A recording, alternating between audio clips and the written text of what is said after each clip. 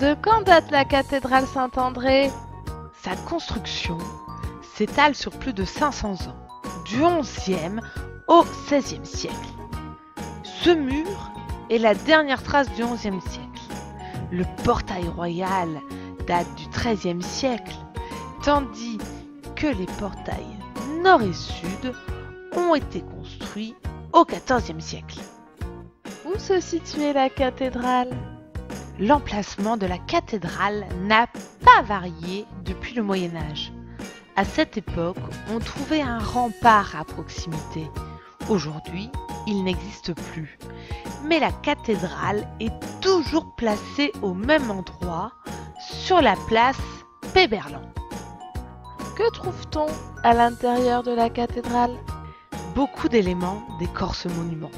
On y trouve un instrument de musique immense que l'on nomme un orgue. Il se joue avec des claviers et des manettes et permet une musique puissante et riche.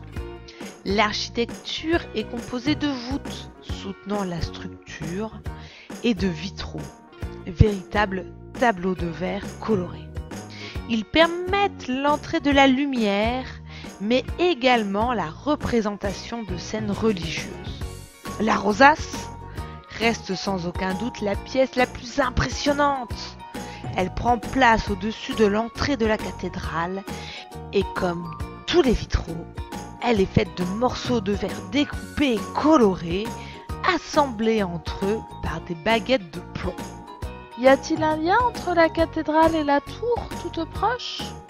Effectivement, la tour Péberlan, construite par l'archevêque Péberlan au XVe siècle, sert de clocher à la cathédrale.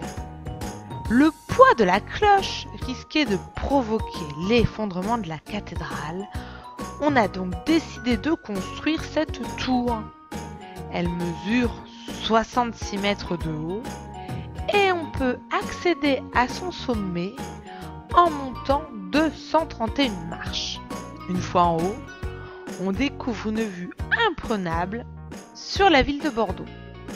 Existe-t-il d'autres cathédrales? Bien sûr, en France, les plus célèbres sont celles de Rouen, de Metz et l'incontournable cathédrale Notre-Dame de Paris. Elles furent toutes construites à l'époque du Moyen Âge.